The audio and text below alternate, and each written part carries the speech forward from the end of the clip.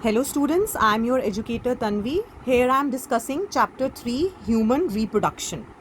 So first of all, while we are talking about reproduction, what is reproduction? It is a process in which the continuity of a species is maintained.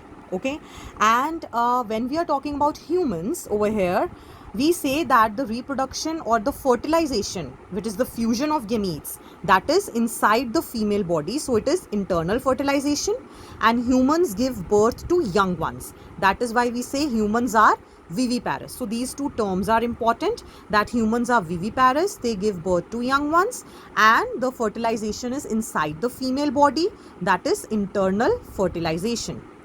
So what are the events which are happening in reproduction? This is the sequence.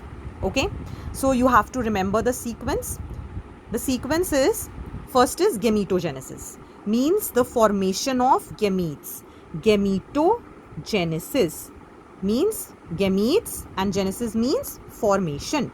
So formation of gametes is gametogenesis. Next is insemination. Insemination means transfer of these gametes to the female body, that is insemination. Fertilization, it is the fusion of male and female gamete. That process is fertilization. Implantation, once the fusion of gametes is there, it is going to attach to the female body, the reproductive organ. So that attachment is called implantation. Next is gestation. Gestation means that the organism, the time period which is taken to develop the whole organism. Like in humans, it is 9 months. So the baby takes 9 months to develop full, complete, mature organs. Micturition, it is the act of giving birth, means the act of delivering a baby. That process is called as micturition. So it goes in this sequence. First gametes are formed, then it is transferred, gamete transfer, then it is fertilized inside the female body, then it is attached, and the time period in which is taken by a cell to form a baby and with mature organs, that is gestation, and the act of giving the birth to a child is micturition. Now next is male reproductive system. So let us look at it, that where the male reproductive system is present. The location is pelvis, that is between the trunk and the legs in the body, and what it consists of: a pair of testes, accessory ducts and glands, and external genitalia. So let us first talk about testes. Where are testes located? Actually, these are located outside the abdominal cavity, and it is contained inside a pouch, and this pouch is called as scrotum.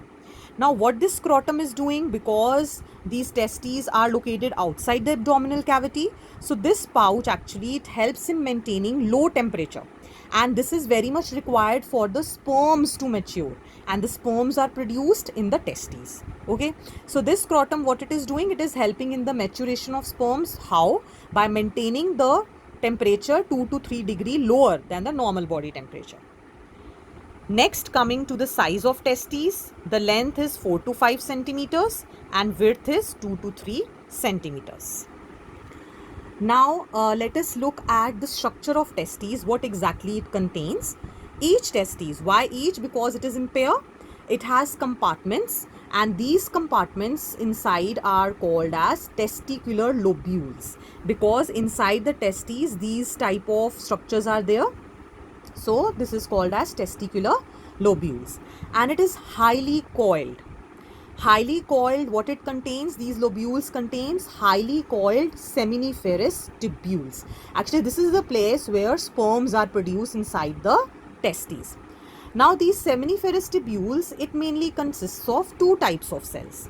One is male germ cells, which is also called as spermatogonia.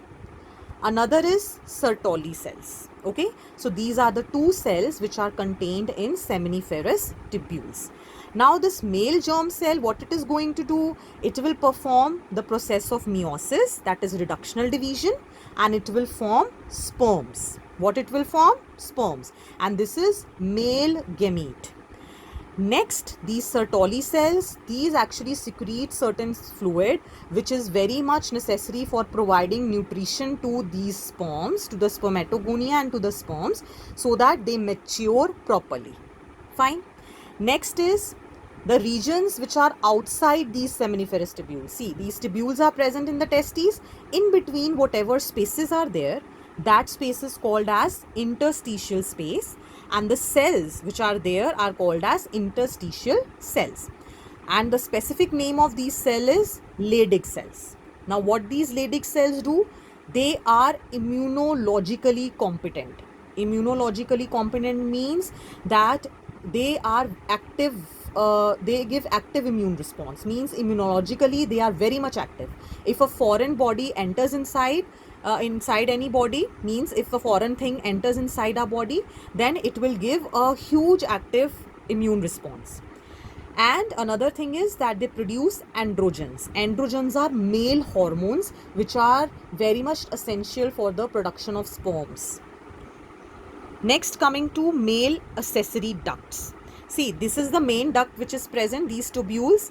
Now, these accessory ducts means they will help in the transfer of the gametes, because gametes are produced in testes and these ducts will actually carry the sperms.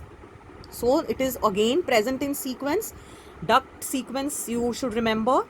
It starts with rete testae, vas efferentia, epididymis and vas deferens. Now this vas deferens actually is connected with the seminal vesicle, and then this duct which is opening, okay, the vas deferens, when it is opening with seminal vesicle, it is referred to as ejaculatory duct. And final opening which is there, which continues with the urethra, that is called as urethral meatus, because in male reproductive system it is connected with the excretory system.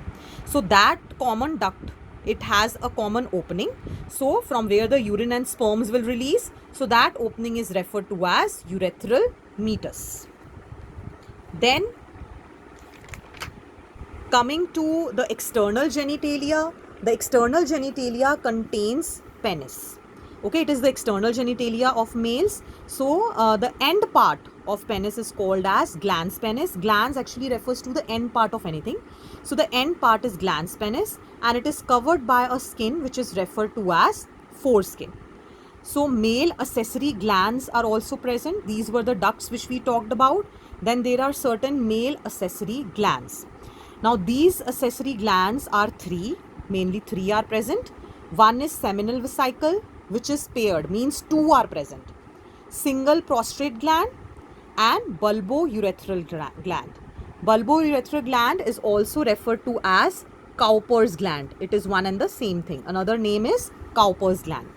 So paired seminal vesicles, prostate gland and paired bulbourethral gland. So this is important. You should remember that seminal vesicle is in pair, means two are present. Prostate single gland is present, and bulbourethral also in pair. So these actually provide the semen or the fluid which is essential for lubrication of penis and the transfer of sperms also. Okay. So the secretions of these three glands, the secretions are called as seminal plasma or semen. Okay, and what it consists of? It consists of fructose, calcium and enzymes. What it consists of? Fructose, calcium and enzymes, and this constitutes the semen. So now let me show you how you will draw the diagram for the male reproductive system. First and foremost, as I told you, that it is connected with the excretory system. Okay, so these are the ureters, this is the urinary bladder, and here comes the urethra. And urethra is long in males as compared to females. So this is the excretory system which you will draw. Then you will draw oval testes which are there in pairs. Okay.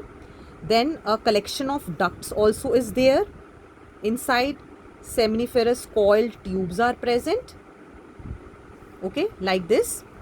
And then it is finally giving rise to vas deferens. Here also. Okay, it is attached like this. So like this it will come, and then The seminal vesicles you will draw in pairs, which lead to prostrate gland, and then bulbourethral gland also present in pairs, and then the external genitalia, that is penis, which is in continuation with the urethra. Again, one layer is there outside, foreskin is present, and end glans penis is present.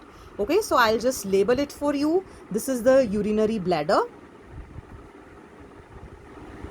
This is the vas deferens, which we talked about. These are the testes, and the seminiferous tubules are there, and outermost duct is epididymis, which is linked with this vas deferens. So these will carry the sperms. Suppose sperms are produced here, so these will carry the sperm over here, and through here it will be released. So this opening is called as urethral meatus, and this whole duct which will release the urine and sperms is called as ejaculatory duct. And the glands, if we talk about, this is seminal vesicle, this is prostrate gland, and this is bulbourethral gland.